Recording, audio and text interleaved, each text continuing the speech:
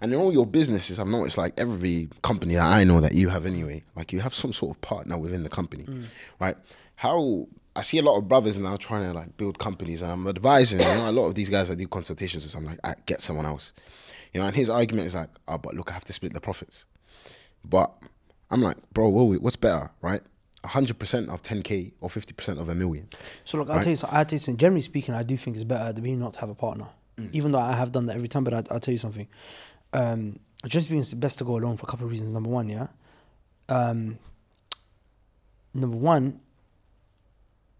you want people that are of good quality around you, right? But good quality doesn't come if you're a nobody. So one of my mentors, may Allah have mercy on him, passed away now. He said something deep. He said, Imran, at the beginning, you're not going to be able to get an A team. That what you're going to get is going to be waffle. It's going to be C players, it's going to be ducks, it's going to be Z players. You're not going to get real players. Like real players that you're talking about, like ulama, you're going to get ulama on your team and you're nobody. Like this is a da'wah, but you're going to get ulama, you're going to get du'at on your team. Or if it's business, you're gonna get CEOs and big angel investors on your. What have you done to be able to attract greatness? What you're going to get is someone who's on your tabaqa, on your level, and most likely probably not even as motivated and hardworking as you're going to be. So usually what happens is that most business partners that you start off with, if you're actually going to excel, it's very rare that you'll both excel at the same rate. What's more likely going to happen is he's going to hold you, he's going to lag, and that's going to pull you down. So usually what I advise brothers, to be honest, is better. It's better to just do your own thing and perfect it and become great. And then as you become great, you start attracting people. It's like, for example, when it comes to marriage, I always say to brothers, look, a man's value goes up with time, right? A woman's value decreases with time. And I'm not talking about this from an Islamic perspective, Shari'i perspective. A woman's value could go up because the deen goes up as years go by. But I'm talking about on a physical level, on a outward, superficial level, which unfortunately most people judge by. A woman's value is connected to her beauty, which goes down as time goes up. And a man's value is connected to status, his money, and that goes up with time, right? So I always tell brothers, look, if you want the best possible opportunity, if you want the best possible prospect for marriage, then delay marriage as much as you can without putting yourself in a situation where you're going to fall into haram. If you fear fitna for yourself, get married straight away. But truth be told, you today, for example, like Fawaz today, you probably, Allah barik, are someone that sisters would be very happy to marry. You probably would be able to have sisters that would be interested in you that most brothers wouldn't be able to, because Allah barik, you're a young brother, handsome brother, successful on a path to success. Allah barik, right? May Allah put barakah in this for you. Ameen.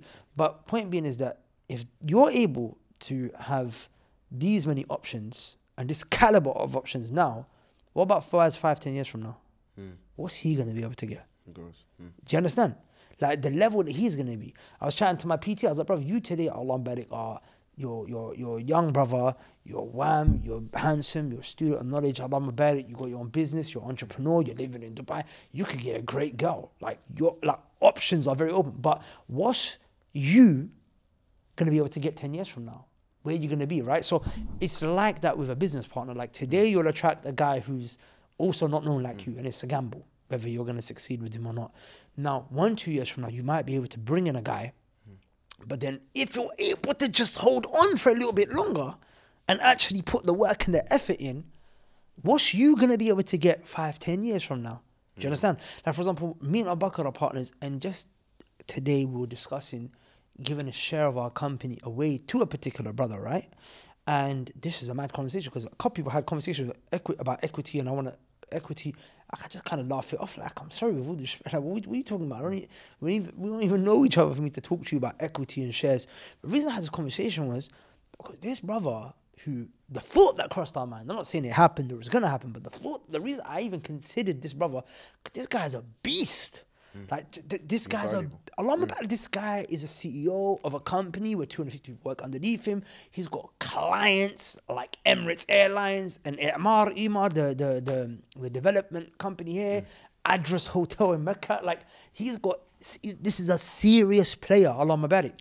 So I'm like, look, just because we waited and we held on to our shares and we just kept getting better and better and better at what we do, eventually got to a point where we're now able to attract and pique the interest of such people. So my thing is, if you just perfect yourself and keep growing and growing and growing, you'll get to a stage where the type of partner you'll be able to, possibly get is going to be of a way higher caliber. Because this guy, I'm not bringing him in just for kicks, but you've got to help us with the push of Allah Azza wa Jal get to X, Y, Z. Do you know what I'm saying?